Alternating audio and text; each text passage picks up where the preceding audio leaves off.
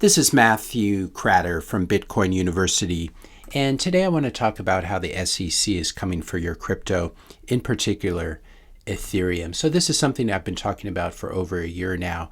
Here's a video back from August of 2021 in which I discussed Gary Gensler's recent remarks at that time at the Aspen Security Forum regarding the regulation of Bitcoin and other crypto. Here's an excerpt from his speech that I wanted to return to. He talks about how the Supreme Court took up the definition of an investment contract in the 1940s, I believe, and said that in this case, an investment contract exists when a person invests his money in a common enterprise and is led to expect profits solely from the efforts of the promoter or third party.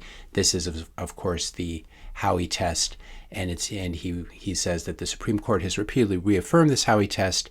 He also quotes former SEC Chairman Jay Clayton, who he says said it well when he testified in 2018, to the extent that digital assets like ICOs are securities, and I believe every ICO I've seen is a security. We have jurisdiction and our federal securities laws apply. And then Gensler mentioned that he finds himself agreeing with Chairman Clayton. You see generally folks buying these tokens are anticipating profits, and there's a small group of entrepreneurs and technologists standing up and nurturing the projects. Well, this is in fact coming true. The SEC continues to go after these fake crypto projects. Really, Bitcoin is the only digital commodity.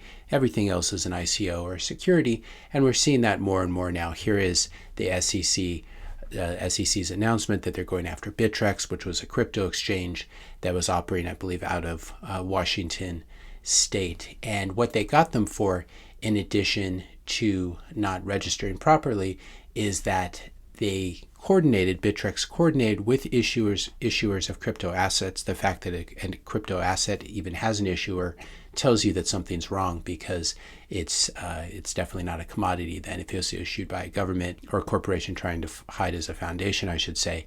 Here is the example of Bittrex coordinating with issuers of crypto assets to scrub public documents in an effort to avoid unwanted attention from the SEC. Bittrex routinely directed that crypto asset issuers scrub their offering and marketing materials of investment-related terms, including language that would get unwanted attention from the SEC. And these are actual quotes from Bittrex that we can see being used in this complaint against them. Also from this same complaint, the crypto assets traded on the Bittrex platform include assets that were offered and sold as securities. And this includes, I've only really heard of two of these, Dash and Algo, but it also includes OMG, whatever that is, TKN, NGC, and IHT. You can go through this report and read what the SEC has to say about these. It clearly considers all of these to be securities, to be unregistered securities that have not properly registered with the SEC. In particular, Algorand stood out. This was one that I've covered before, and they make a very strong argument, as I made, that Algo is just an unregistered security. There's nothing special about it. I go into that in this video, which I'll link to in the description notes below. But just to summarize, Algo had 100% pre-mine or pre-mint. It runs on proof of stake. It has a headquarters, a CEO, a CFO, venture capital backers, a website, development roadmap. This is not something that a commodity has. If you compare this to something like crude oil, for example, it doesn't have an issuer. If you're finding this video helpful so far, be sure to hit that subscribe and like button, especially if you regularly watch this channel but are not yet a subscriber. In this complaint from the SEC, they mentioned that purchasers of Algo invested in a common enterprise, clearly applying the Howie test here. Also, investors in Algo had a reasonable expectation of profits based on the efforts of others. And if you scroll down here, you can see how they make the argument. It's very interesting. Lots of people to me on Twitter and in the YouTube comments, Algorand supporters, XRP supporters, they'll always make comments like this, but, I bought Algo or I bought XRP and I never expected to make any profits on it. Therefore, it's not an investment contract. This is not, of course, how it works. First of all, that's a lie. Of course, you bought it for the pump.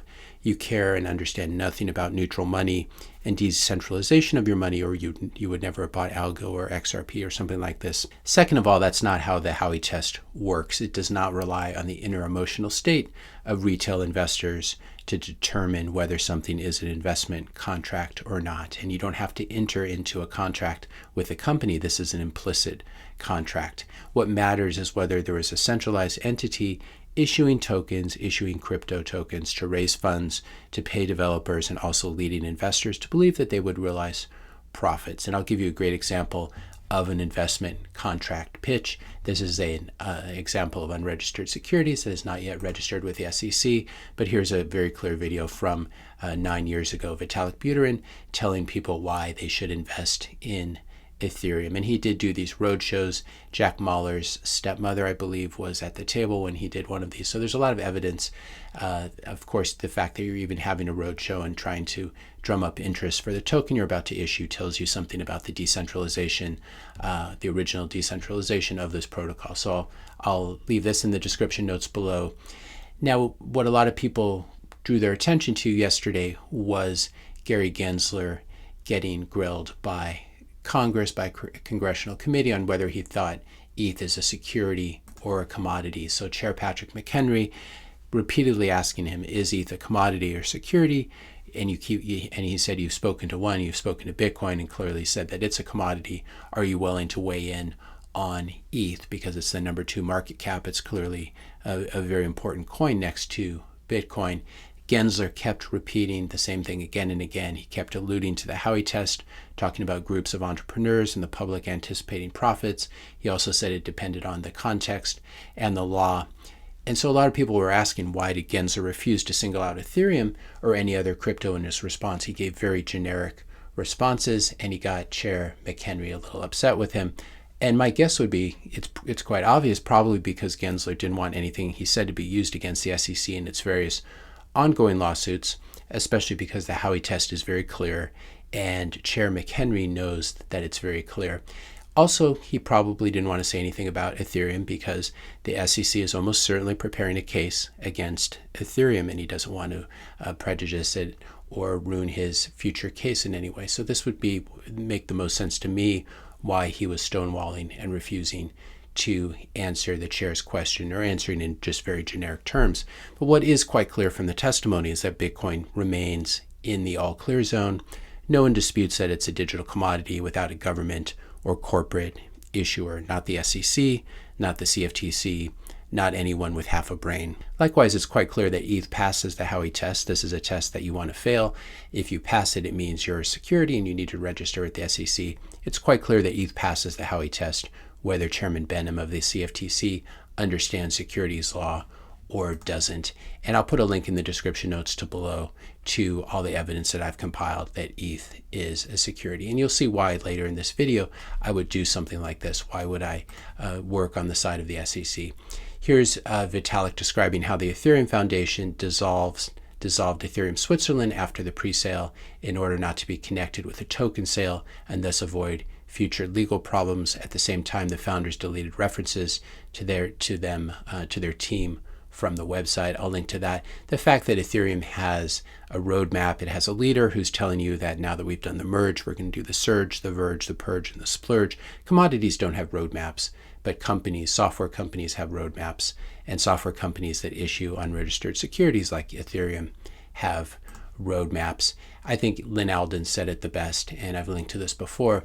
Commodities, this is with reference, of course, to Ethereum and the merge and allowing people to unstake their ETH, which has only really taken place recently. Commodities don't need to wait for a group of paid developers to allow them to be staked. Securities do, and I think Lynn says it quite well there. So here's your choice. You can wait and let the SEC put you out of your misery when they finally come after your coin like Ethereum, or you can just keep bleeding money. And this is what a lot of altcoiners don't realize, what a lot of shitcoiners don't realize. There's an enormous opportunity cost over long periods of time to holding crypto instead of Bitcoin. You may think that the next bull market's just around the corner and your particular crypto is going to outperform Bitcoin because it did in the last cycle. But there's certainly no guarantee of that, especially when we have a very militant SEC. And what usually happens is usually some unknown coin that comes out of nowhere that ends up outperforming Bitcoin in a pump and dump, and then of course never coming back. So if you think you know when the next bull market's coming, if you think you're going to be in crypto and try to trade it so that you can accumulate more Bitcoin, chances are you're not going to be able to do it, and you're going to end up with less Bitcoin than you otherwise would have. Very, very few people can trade outs and end up with more Bitcoin. Here's a chart I wanted to chart a few of these securities, or a few of these tokens that are mentioned in the SEC complaint against Bittrex. We have Dash against Bitcoin hitting new lows from the past few years. We have algo against Bitcoin, and it's gone down even, it's depreciated against Bitcoin even more since I made that Algorand video. All the people who said that video was wrong, which it wasn't. Again, this is the market eventually makes these pronouncements, and you can just hold these coins if you want to become poorer relative to Bitcoiners.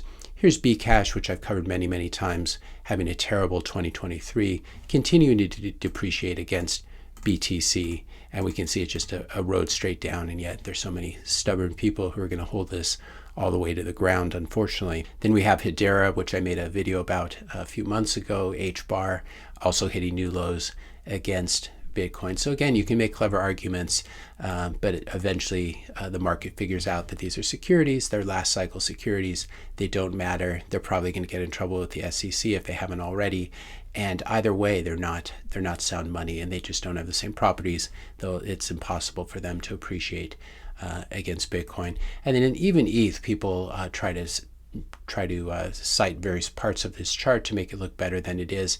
The important thing to realize here is that in spite of all the DeFi, all the NFTs, all the hype surrounding Ethereum and the merge, etc., ETH was not able to make a new high against Bitcoin. In fact, it's been a series of lower highs since 2017. But even with the DeFi hype, the NFT hype, Ethereum was not able to make a new high against Bitcoin during the last crazy crypto cycle.